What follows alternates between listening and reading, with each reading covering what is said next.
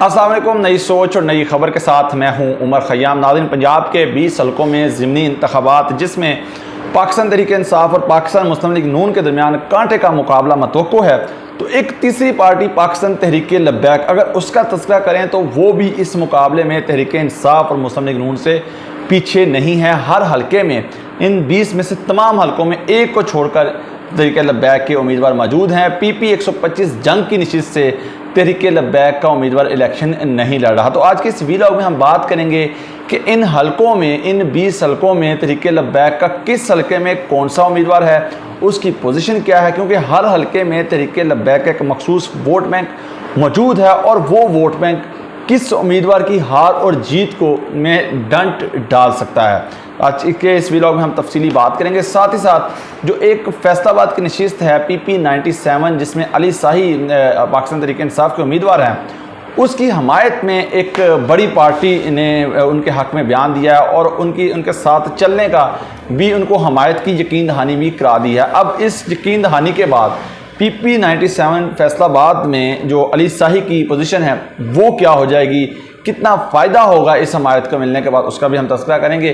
तो जिन डिटेल में जाने से पहले जिन लोगों ने अभी तक मेरा ये YouTube चैनल नई सोच को सब्सक्राइब नहीं किया, उनसे रिक्वेस्ट है कि इसको ज़रूर सब्सक्राइब करें ताकि हर आने वाली नई वीडियो बिलखसूस ज़िमनी इंतखाबात से मुतल्लिक़ आपको बर वक्त इस प्लेटफॉर्म से मिल सके।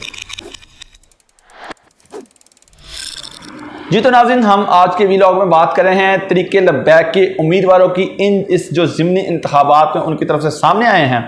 तो सबसे पहले जो सीरियल वाइज अगर बात करूं तो सबसे पहला जो हलका है PP 7 कोहटा का, वहां पर जो तहरीक लब्बैक अगर 2018 के इंतखाबात का जायज़ा ले लिया जाए तो उसमें जो उनके उम्मीदवार थे मंसूर ज़हीर, उन्होंने अच्छा खासा वोट लिया था। यानी कि जो जीतने और हारने वाले जो पहले दो कैंडिडेट थे उनकी हार और जीत में सिर्फ 2000 का डिफरेंट था। राजा सगीर आज़ाद हैसियत से जीते थे और तहरीक इंसाफ में शामिल हुए थे, और मोहम्मद अली जो PMLN के कैंडिडेट थे वो 2000 के मार्जिन से वहाँ से उन्होंने शिकस्त खाई थी।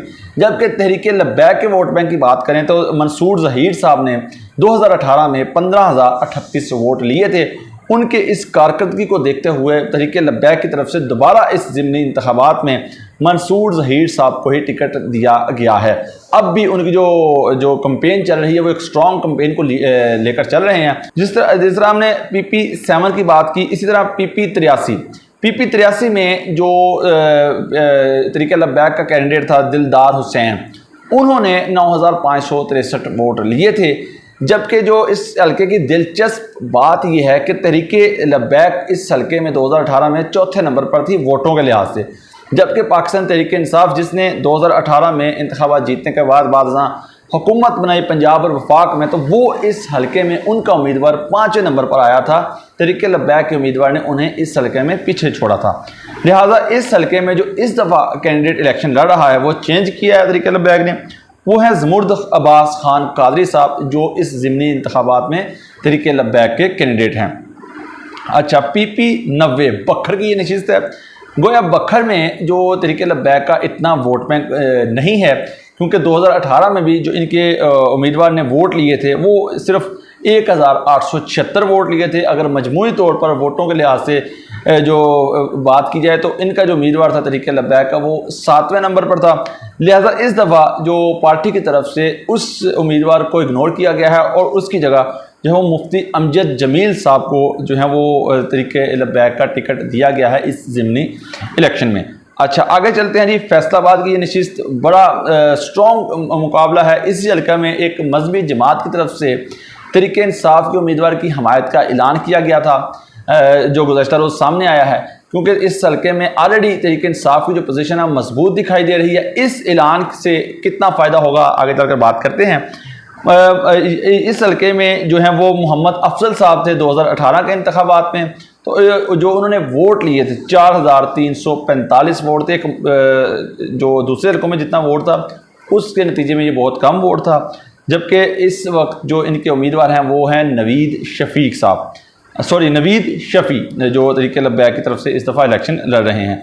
जंग की नशिस्त, जिस तरह मैंने अपने इंट्रो में कहा कि PP 125 में जो लास्ट टाइम उमर हयात कैंडिडेट थे तहरीक लब्बैक, उन्होंने 4,031 वोट लिए थे, लेकिन इस ज़िमनी इलेक्शन में उनकी तरफ से कोई उम्मीदवार सामने नहीं आया। PP 107 जो जंग की दूसरी नशिस्त है वहाँ से अहमद जो अमार महमूद हैं उन्होंने 2018 में 7,240 वोट लिए थे और इस हलके में भी जो हारने और जीतने वाले उम्मीदवार का डिफरेंट था वो सिर्फ 1,000 था। यानी कि जो जीतने वाला उम्मीदवार था आज़ाद उम्मीदवार, तो जो बाद ना तरीके इंसाफ में शामिल हुआ उसने 27,399 वोट लिए। जो दूसरे नंबर पर था यहाँ उम्मीदवार वो 26,609, 1,000 का डिफरेंट था। और जबकि 7,240 वोट लिए थे तरीके लब्बैक के उम्मीदवार ने। आज समझ सकते हैं कि इस वोट बैंक से इस हार और जीत में कितना अहम किरदार अदा किया तरीके लब्बैक की तरफ से। अच्छा, PP 158 लाहौर की नशिस्त का तस्करा कर लेते हैं। तो यहाँ पर जो उम्मीदवार हैं उन्होंने 6,273 वोट लिए थे 2018 के इंतखाबात में।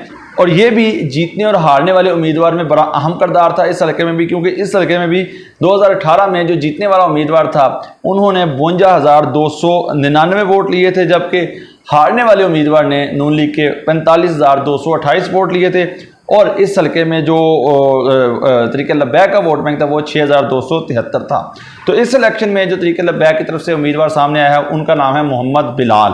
मोहम्मद बिलाल ज़िमनी इलेक्शन में तरीके इंसाफ और पाकिस्तान मुस्लिम लीग नून का मुकाबला करते हैं। देखते हैं ये कितना डंड डालेंगे इस इलेक्शन में। अच्छा जी, इसी तरह अगर PP 167 की बात करें, ये भी लाहौर का दूसरा हल्का है। यहाँ पर जो खलीक अहमद अवान साहब थे TLP के, उन्होंने 6,286 वोट लिए थे। जो डिफरेंट था जीतने और हारने वाले उम्मीदवार का वो यहाँ 2,000 था। अच्छा, इस दफ़ा जो TLP की तरफ से इलेक्शन लड़ रहे हैं वो हैं हुसैन अहमद शहजाद साहब। इसी तरह PP 168 जिस हल्के में बाद में ज़िमनी इलेक्शन भी हो चुका है इस दफ़ा, क्योंकि यहाँ से ख्वाजा साद रफीक जीते थे और उन्होंने ये नशिस्त छोड़ दी थी। जो जनरल इलेक्शन में जो यहाँ वोट लिए थे तरीके लब्बैक की तरफ से वो उनके उम्मीदवार ने सजाद महमूद, उन्होंने 9,408 वोट लिए थे। और जब यहाँ दोबारा इलेक्शन हुआ था 2018 में ही ज़िमनी इलेक्शन हुआ था, तो TLP का जो उम्मीदवार था उन्होंने अपने जो वोट बैंक था जनरल इलेक्शन का और ज़िमनी बहुत ज़्यादा कम वोट लिए, वो सिर्फ 1,064 वोट लिए। इसी कारकर्दगी के मद्देनजर तरीके लब्बैक की तरफ से इस दफ़ा उमर याद को टिकट जो है सजाद महमूद को टिकट नहीं दिया गया। अहमद हुसैन अब्बासी उनकी जगह ये इलेक्शन लड़ेंगे। इसी तरह PP 170 की बात करूँ तो यहाँ पर शेख मोहम्मद इमरान 2018 में कैंडिडेट थे, उन्होंने 2,578 वोट लिए, कम वोट थे दूसरे हल्कों की निस्बत। तो यहाँ पर जो इस दफ़ा PTA के तरीके लब्बैक की तरफ से इलेक्शन लड़ रहे हैं वो है जमील अहमद। तो ये वो तरीके लब्बैक के 5 से 6 हल्के मैंने डिफाइन किए। इंशाल्लाह नेक्स्ट वीडियो में जो दीगर हल्के हैं उनमें उम्मीदवारों की क्या सूरत हाल है, कौन कौन से उम्मीदवार हैं, कितना अहम किरदार अदा कर सकते हैं जीत और हार में, वो भी आपके सामने रखेंगे। अब चलते हैं फैसलाबाद की तरफ, जिसमें एक अहम जो मजहबी जमात है उन्होंने PTA की हिमायत में का ऐलान किया है। फिर सुन्नी इत्तेहाद कौंसिल की तरफ से जो है इस ज़िमनी इंतखाबात में पाकिस्तान तहरीक इंसाफ के उम्मीदवार PP 97 में अली शाही की हिमायत का ऐलान किया गया है।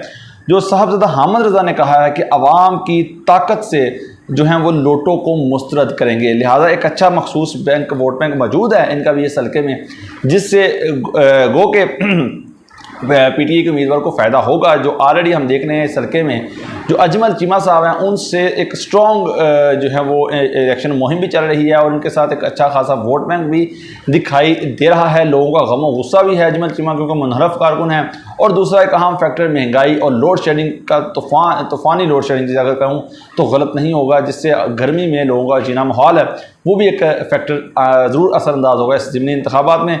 तो लिहाजा इस वीडियो में इतना ही। इंशाल्लाह नई वीडियो के साथ नई इन्फॉर्मेशन और नए हल्के के साथ आपकी खिदमत में हाज़िर होंगे। मुझे दीजिए इजाज़त। अल्लाह हाफ़िज़।